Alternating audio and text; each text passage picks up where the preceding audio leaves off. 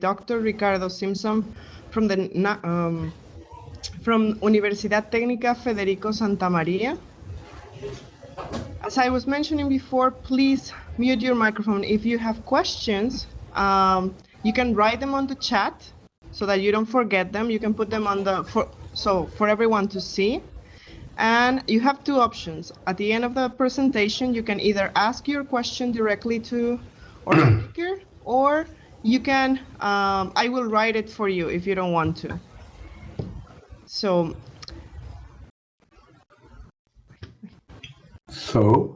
ready?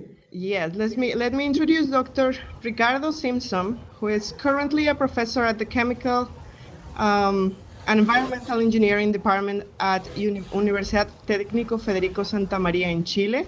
He holds a biochemical degree from Universidad Católica Valparaíso, and a master's degree and a doctorate in food engineering from Oregon State University. Dr. Simpson has been a prolific scientist and a strong collaborator of the food industry, not only in Chile, but also internationally. He worked with Unilever before. His contributions are summarized in more than 300 conference presentations, more than 800 referee publications as author or co-author, and 4 books, thus advancing the understanding of many aspects of food engineering. He's one of the world leaders in thermal processing of foods, having helped establish and improve food engineering programs at universities in Chile, Peru, Colombia, and Argentina. He has clearly made outstanding contributions to engineering programs in education, research, development, consulting, and technology transfer that has resulted in improved food products, quality of life, and education for people living in Chile and Latin America. Dr. Simpson has specifically consolidated his experience as one of the leaders in Latin America in the research area of thermal processing, commercial sterilization of low-acid canned foods in the last 10 years, and has been widely recognized in the international field.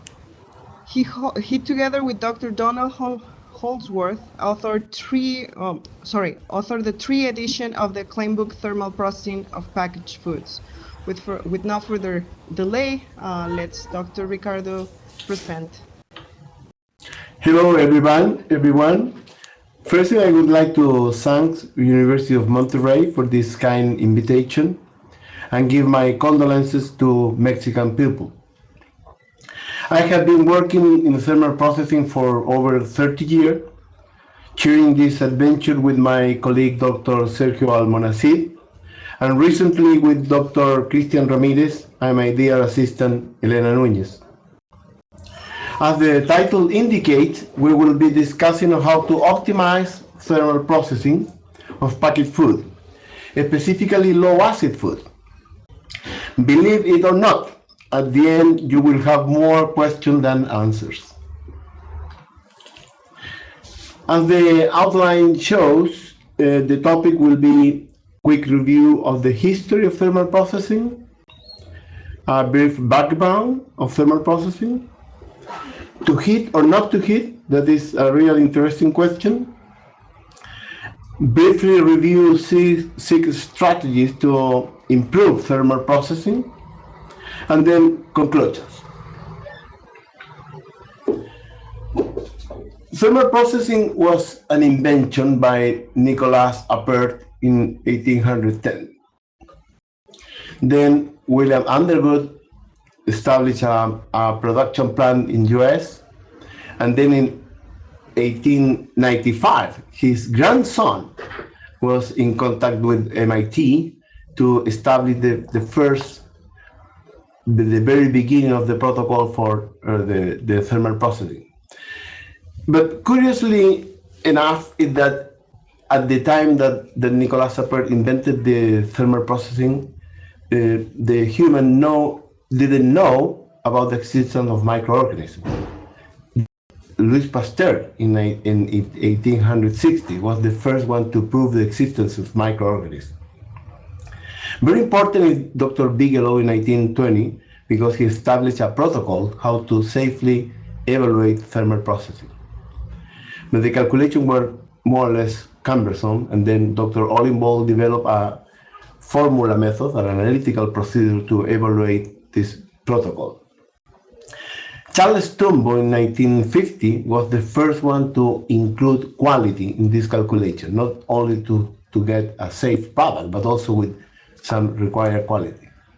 And Dr. Teixeira, my friend Dr. Teixeira and Dr. Kenhichi Hayakawa, in the same year in 1969, they were the first one to introduce a computer simulation for the thermal processing of food. Thermal processing, okay, we're going to analyze the calculation protocol established by Dr. Bigelow. And then Dr. Bigelow established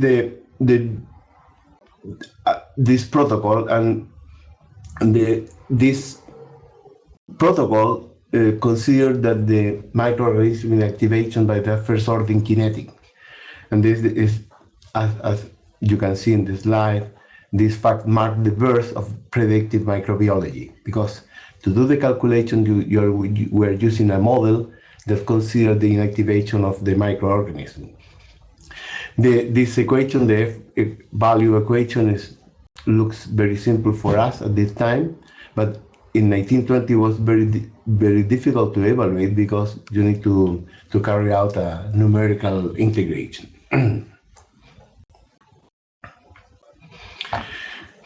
It is imperative to guarantee the safety level of the product, but also you need to minimize the detrimental effect of the thermal processing.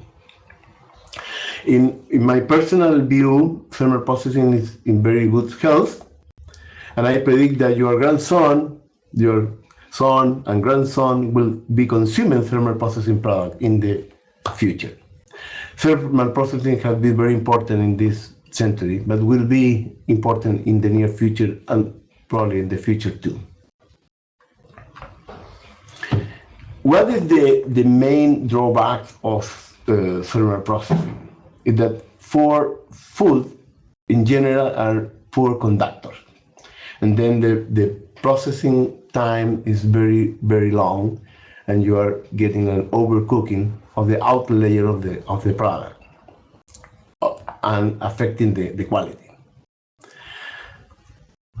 As this slide indicates, in conduction heated product, the surface of the food is highly affected. The question is to heat or not to heat.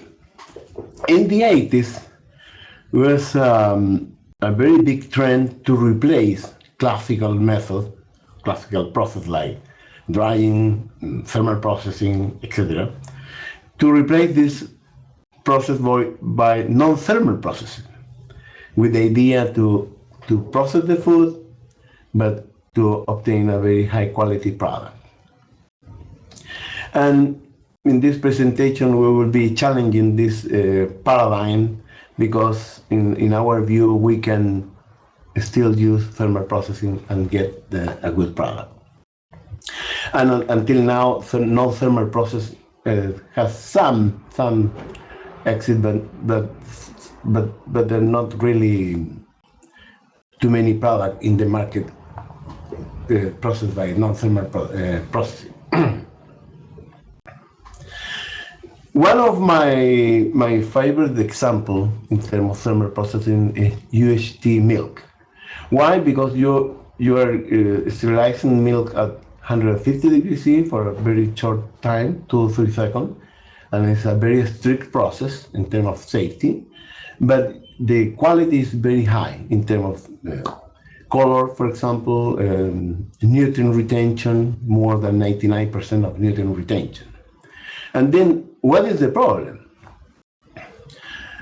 In this table, we will show that the temperature is not the big evil, as you can read there. For example, at 121 degrees C, the D value for Clostridium botulinum, that is in some way the resistance of the Clostridium botulinum, is 0.21 minutes.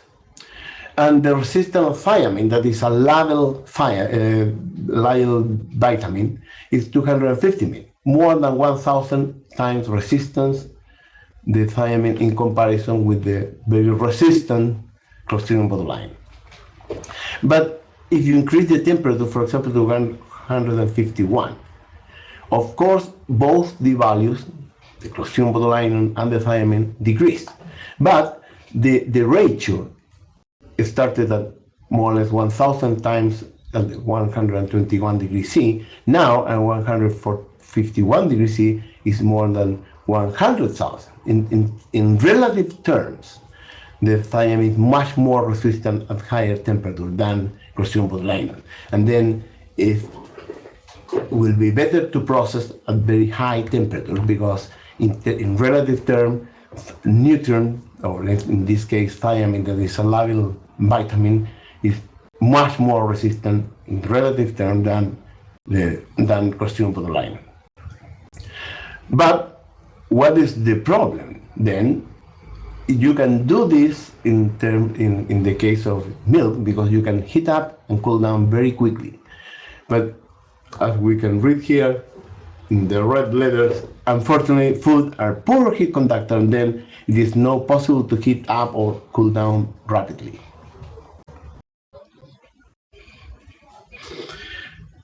Here, where we can see a typical thermal processing curve. The red line shows the retort temperature, the blue line the cold spot, and the green line the cumulative F value, the cumulative lethality. And as you see, the processing time is 160 minutes, very, very long process. And why is very long? Again, because of the problem with heat. In terms of the food is not a good conductor. It takes very long time. I'm not sure if you see my pointer here. Very long time to heat up the product to 100 degrees C, and no accumulation in terms of F value, and then a long time also to cool down. And the lethality is accumulated here in this range, probably 30-40 minutes, in a process that is 160 minutes. If we can heat up and cool down quickly, probably we can get much more quality in terms of the product. Okay, some basic principle. To carry out the process, we need to define a sterilization criterion, and the very well-known criterion is 12D, and where D is the time to inactivate 90% of a microorganism or reduce the concentration to 1/10, and 12D is a very strict criterion to safety in terms of safety. And how to express this criterion in terms of mathematics? Very quick, probably not sure if you see equation 1. Equation 1 is the inactivation kinetic, first order kinetic. Then we have the D value, the TDT model, that is where the D value, the resistance of the microorganism, in this case the Clostridium botulinum, is temperature dependent. And doing some integration of in terms of the kinetics, we can get finally this famous F value equation, where you need to where T represents the cold spot temperature, TR the reference temperature, C value, and time, the time required to get some specific F value. The minimum F value, F2O, at 121 degrees C as a reference temperature is 3 minutes, and normally we're recommending 6 minutes.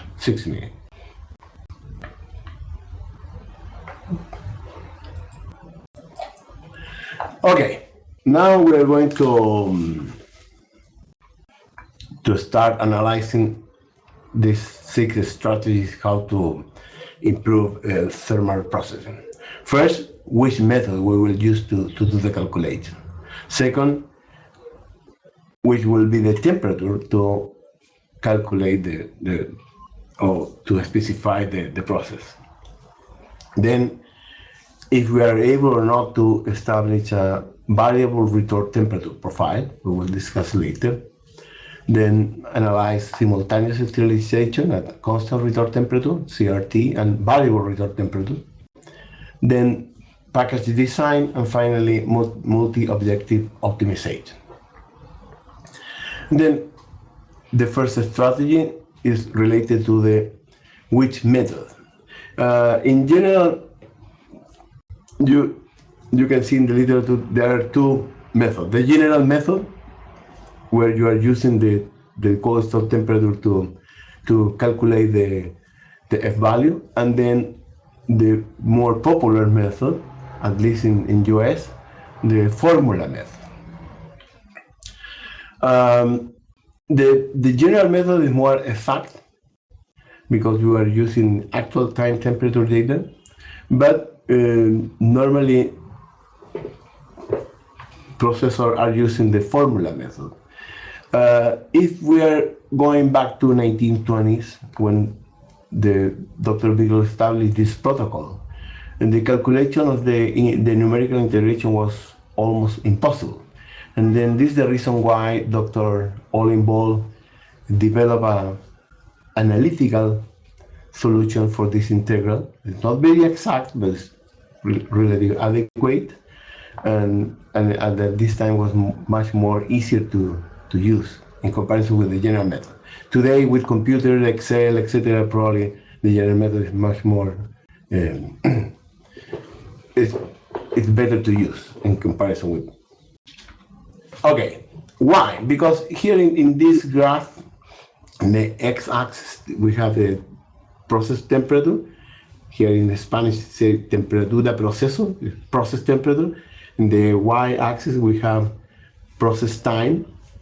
And this red line represents equivalent lethality process. The higher the temperature, the lower the processing time. And for example, at 123 or 121 degrees C, if you do the calculation by the general method for this specific F value, you need 56 minutes. And if you use the Ball method, the formula method, you need 54 minutes for the same F value. This is the reason why the general method is more exact than Ball method. And at any temperature, the general method is more exact than Ball method.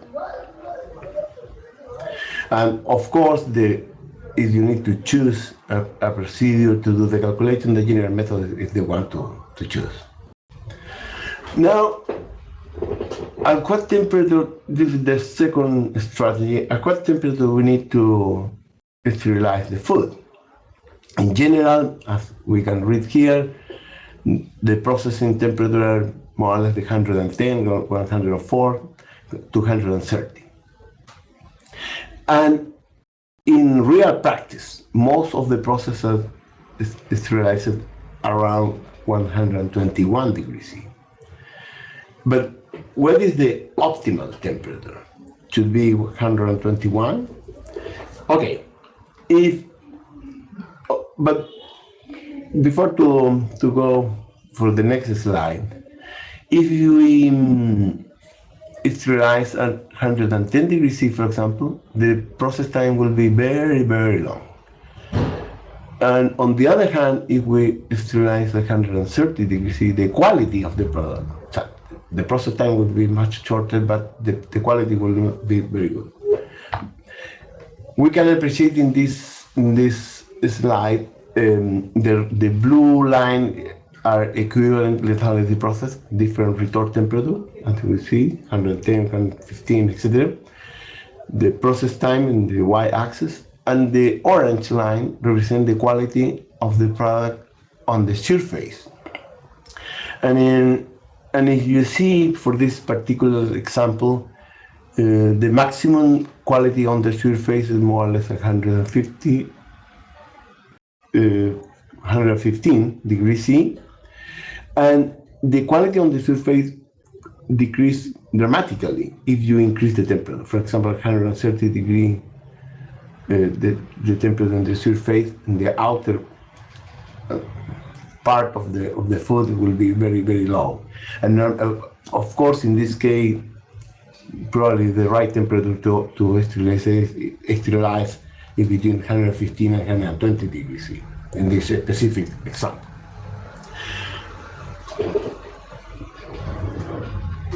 Well, then what is the optimum temperature? In our experience, to determine the optimum retort temperature to sterilize the food is to minimize processing time, but using quality and energy consumption as constraints. Here we have two graphs. In the left side, we have a retortable pouch, and on the right side, we have a tin can. Again, the red line represents the equivalent lethality process, and the dot line are the quality at the surface in both cases. And we have two big differences. When you are using a retortable pouch, the required time is much less in comparison with the tin can. For example, 120 degrees C, probably the required time in the case of the retort pouch is around 10-15 minutes, and in the case of the tin can is more or less 65-70 minutes. This is one big advantage of the retortable pouch. But other advantage that you can sterilize at higher temperature, because in the case of the tin can, the surface quality dramatically goes down when you are approaching 125, 130 degrees. But in the case of retort pouch, because they are very thin and very high in terms of area per unit volume, in some way is similar to what is going or what is happening with the UST mill. It's very convenient to sterilize at higher temperature. Probably you cannot use very high temperature because the retort pouch would not resist temperature higher than 130, 135 degrees C. But in terms of theory, with the retort pouch, not only you are getting less time, but also much higher quality. For example, the retention in the surface here is around 90% in the case of retort pouch, 125 degrees C, and in the case of the tin can, the maximum is less than 60% of the retention in terms of the surface quality. Now, okay, we were talking about a very interesting proposition that was first presented by Dr. Carrel and Dr. Segui in 1979. Why not to use a variable retort temperature? In the left graph, we have a classical process. We have the come-up time and then constant retort temperature and cool down, and to get this F value of 6 milli.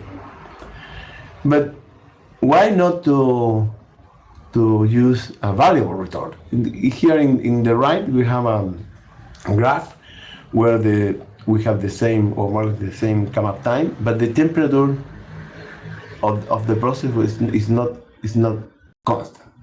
And of course, the constant retort temperature is a subgroup of the variable retort temperature, and probably we can optimize the process searching for variable retort profile to maximize quality or to minimize processing time.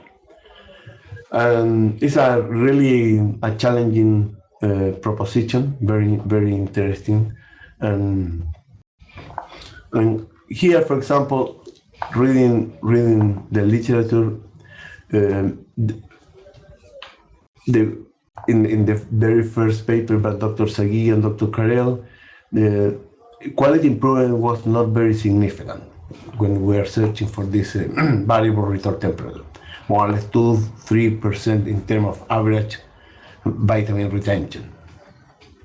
And also to implement this variable retort temperature, you need to have a very good mathematical model.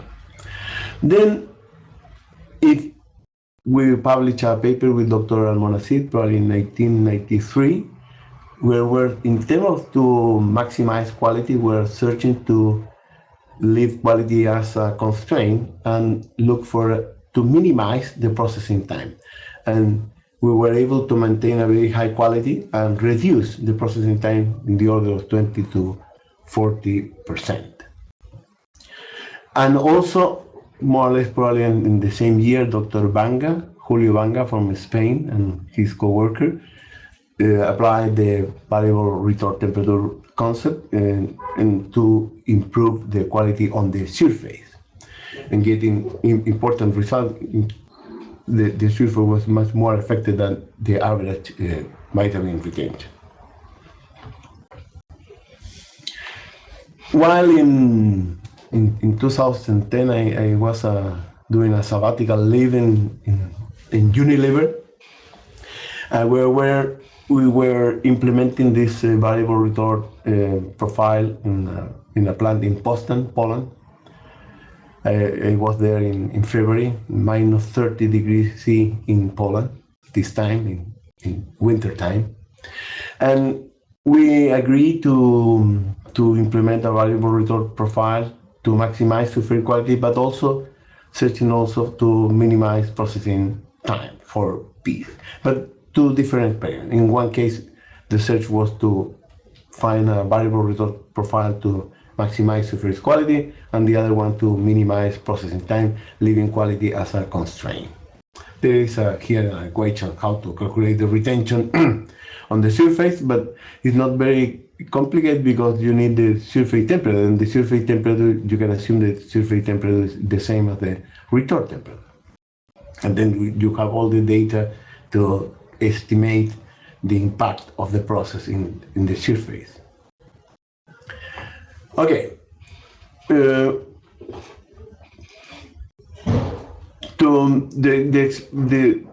We carry out two experiments. The first one, minimizing processing time, defining processing time as come-up time, holding time, and cooling time, the whole time of the process.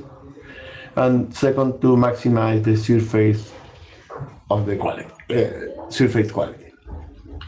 Here we can see in this graph the light green line is the real retort temperature, the one that we were able to do in the experiment, and the dark one represents the optimum profile that we obtained with the software.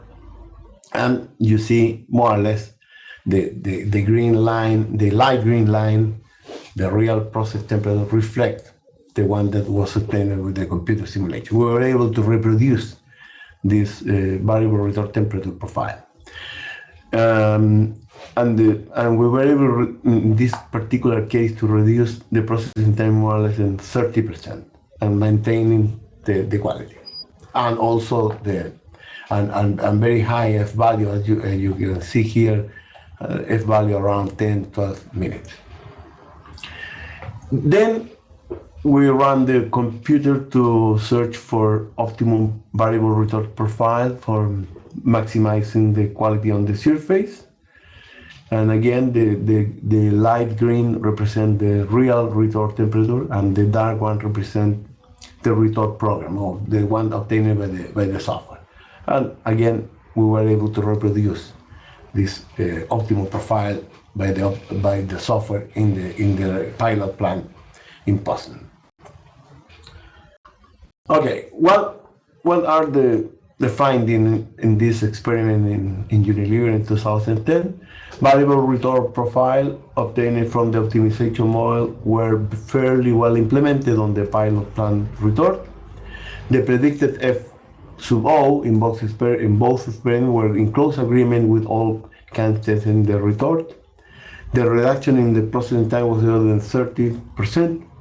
As a first glimpse, the general appearance of the product processed for maximum sulfuric quality was better than the others.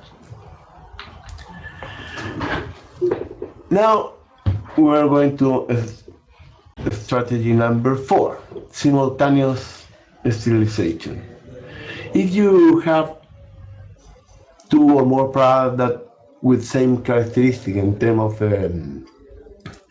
if age, shape, thermal diffusivity, products that require more or less the same similar processing time, you can probably put together in the same batch different products to sterilize simultaneously. We published a paper in 2003, 2004, giving the first idea of simultaneous sterilization, and now we are again working in this because we think that we can do simultaneous sterilization at constant retorт temperature, but also we can search for simultaneous sterilization using variable retorт temperature profile. As we mentioned, the FH is related with can size, shape, and thermal diffusivity. In general, FH represent that. In general, FH range from 20 to 220 minutes. Oops. Okay. Here we have an experiment, a computer experiment that we are presenting for simultaneous sterilization. We select product A and product B, similar can size, but the most important aspect here is that both products has similar FH value, 113 for product A and 105 for product B. And because of similar FH, probably you can put together in the same batch these two products.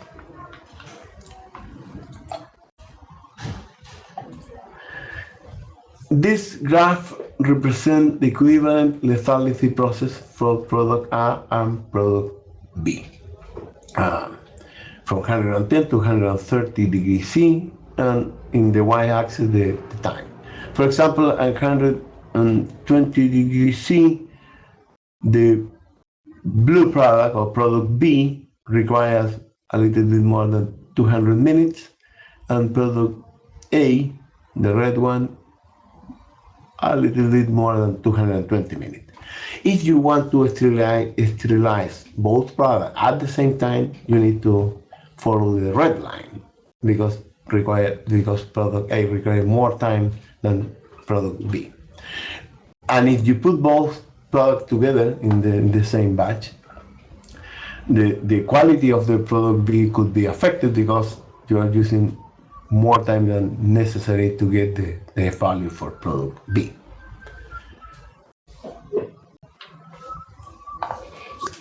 I need to have some time to explain this graph. Here we have the two equivalent lethality processes in terms of the F value. This red solid line represents the surface quality of product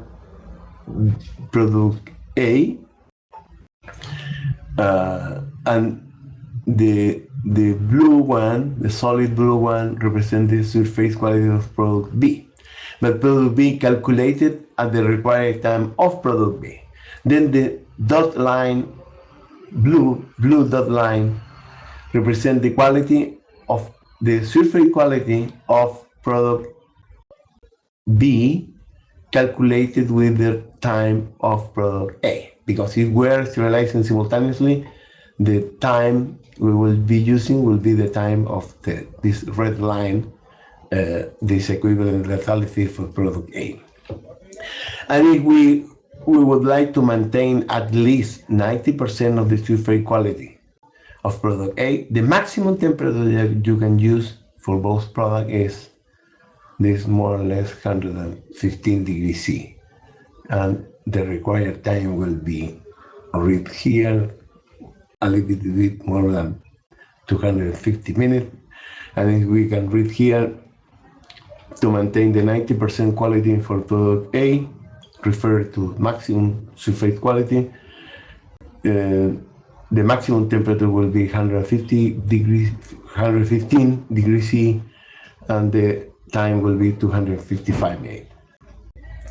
One limitation here to sterilize two different products in the same retort is that one of the products will be over-processed, and you cannot process both products at higher temperature. In this case, no more than 115 degrees C.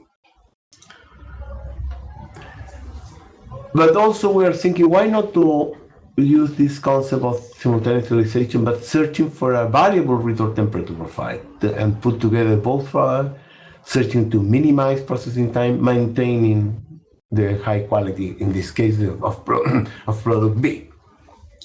And here in this asterisk, the red one represents the quality in the surface of product B, higher than the constant retort temperature, and this is the 90% of the quality of the product B.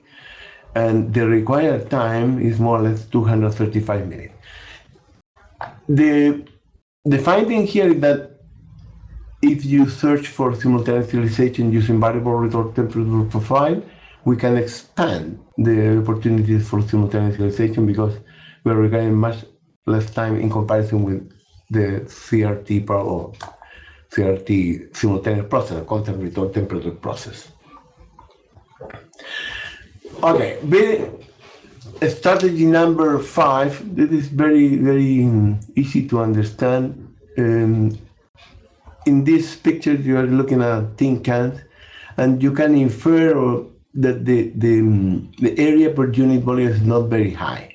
If you can improve the heating up of the product, one aspect is to improve the design of the container. And here we have different containers, new containers, and also retortable pouch. And also you can infer that the area per unit volume is much higher, then will be easy to heat up and cool down. And with two implications, you can reduce the processing time significantly, but also the quality of the product will be higher. And we saw in a previous graph, in retort pouch, not only you need less processing time, but also higher quality, and in addition, you can process at higher temperature. Here, there is a very nice image. Here is a retort pouch, very thin, comparison with a retort with a tin can. Now, of course, the surface per unit volume is much higher in the retort pouch, and you can heat up much more rapidly. This is an interesting graph. Here we have volume of the container in this side, and here we have area per unit volume. The blue asterisk represent real tin cans, and this one, this rhomboid here, represent a retort pouch, bolsa in Spanish. And for this specific volume, the area per unit volume in the case of tin can is 0.7, 0.8, and in the retort pouch is 2.3, so at least 3 times higher the area per unit volume, meaning that you can process much more rapidly. This comparison between pouches and semi-rigid container in comparison with tin cans of the same volume, and you can infer that the area per unit volume is much higher. And what is a real implication? The previous graph, when we were showing that the general method was better than the bulk method, well, then in this case we're including was calculation for tin can, and here we're including a retort pouch. And for example, on 121 degrees C, the retort pouch needs 27 minutes, and the tin can, depending on the method, but in the case of general method, is more or less 60 minutes. So left probably 60% more, less time in the case of retortable pouch. Retort pouch represents several advantages, not only in terms of processing time and quality, in transportation, etc. You can read here the advantage to transport, for example, empty retort pouch comparison to transport tin cans. terms of volume, in terms of weight, etc. Also, the making jars or tin cans in terms of energy much more demanding than return pouches. And finally, just a little bit to talk about multi-objective optimization. And we did a publication in Journal of Food Science, 2013. But the reference we have a list at the end showing all the papers that we were using in this presentation. What is multi-objective optimization? When you cannot characterize with just one attribute the quality of the food, texture, color, etc. You have different attributes, and when you are doing a thermal processing, the impact of the thermal processing in this different quality attribute is different. And depending what is your objective, you have different solutions, and you can search to select what is the optimal process. Here, for example, we have a process, equivalent lethality process, and we're showing again two different quality attributes. Thiamine retention, the optimal quality, the thiamine retention is at probably 112 degrees C. Okay, this process, more or less, 55% retention in terms of by thiamine, but the optimum for sector retention is here, more or less probably 48% retention. And what is the best process? And if you want to minimize processing time, the higher the temperature, the better. And then if you use, this is process here are constant return temperature process, equivalent lethality process, the same F2O, and each process at a constant return temperature. And we implemented variable return temperature profile. And for example, for the one that the maximum thiamine retention was 56, and we get 59, and very high retention for sector, much more than the constant return temperature. And also, if you were maximizing texture, we get this process, the variable return temperature. Again, we can use variable return temperature to search for multi-objective optimization. Okay, we're almost done. Well, I'm reading this. Although canning is an old technology, in the last decade, it has regained importance in the food market. And one of the main drivers has been advances in retortable pouches. As shown here, another important driver might be full implementation of mathematical modeling and variable return profiles, temperature profiles. Muchas gracias. Thank you very much indeed. I'm very open to discuss and to receive questions. Probably the timing was almost perfect. Thank you very much. Veronica? Thank you, Dr. Ricardo, for sharing your knowledge with us. The question and answer portion of the webinar is open, so now you can turn on your microphone. If you want to ask a question, if you see next to your name, you will have like a hand raise, so you can, there's a sign there, you can click it, and it will be like a hand raise if you want to ask your question, so that there's no interference between two people. And if not, if you don't feel comfortable asking in English, well, you can write your question on the chat, and I will read it out loud for Dr. Simpson. So, are there any questions from the audience?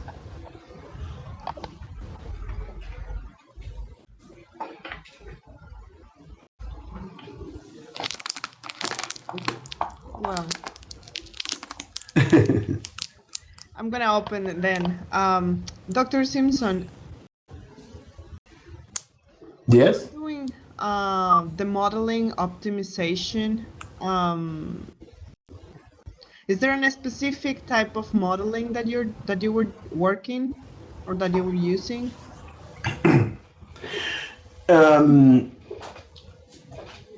If you want to optimize the process in terms of surface quality retention, there is no need some specific model because the surface temperature is the same as the retort temperature, and then you have this temperature, and you can, if you have the parameter, the D and C value of the attribute, you can evaluate the impact on the surface.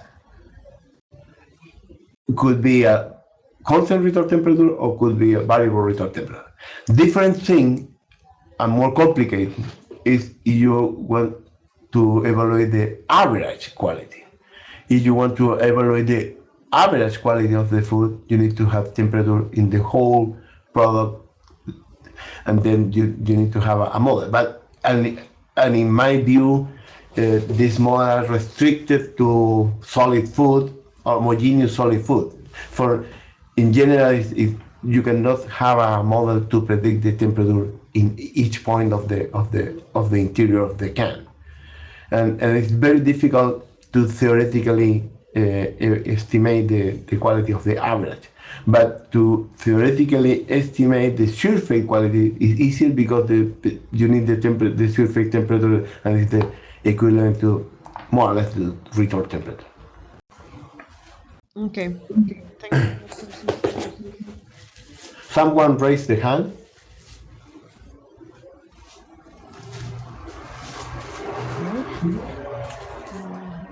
That's me. Hello, good afternoon. If you can speak a little bit louder. Okay, yes, this is Moses from United Kingdom. It's about 10 minutes to 4 from here. I would like to quickly check. I'm not sure, can you hear me? Yes, Good. I'm hearing you. Good. So I would like to quickly check if you'll be sharing with us the video of this presentation. Excuse me? No. Okay. Again? Yes. He asked if we will be sharing. He asked us if we will be sharing the video of this presentation, and the answer is yes. Yes, of The course. video will be available after, probably this week, and it will be online on the website. Okay, good. If after going through it again, and we want to ask question from Professor Ricardo, can we contact him afterwards? Of course, you have my email. Good. In the last slide, I will put the last slide. You can find my email. I'm very happy to receive emails. Okay. Thank you so much for your time and for this presentation. I so much enjoyed it. Thank you. Thank you.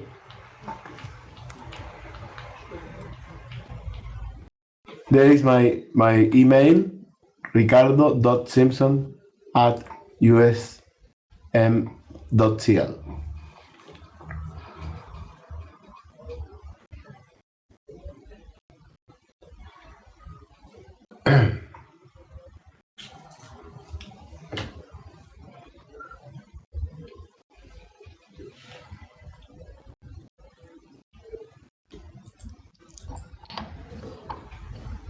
Do you have any more questions?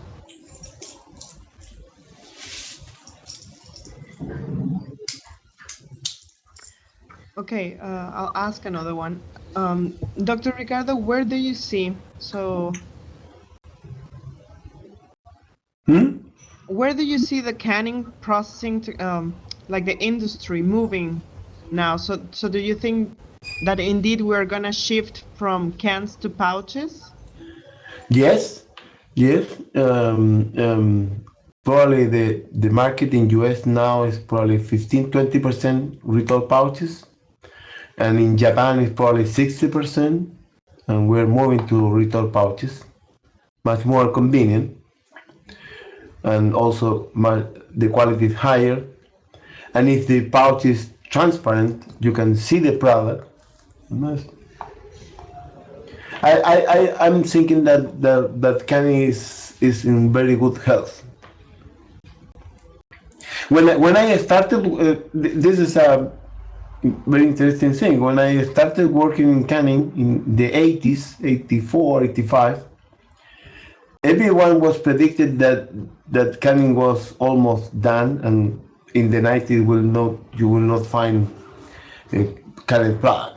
But we're in 2017, and we're still consuming canning product.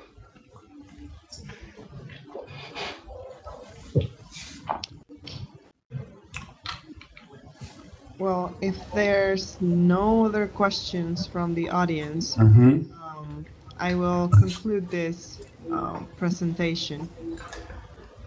Thank you very much. Veronica, you have been very helpful. Thank you.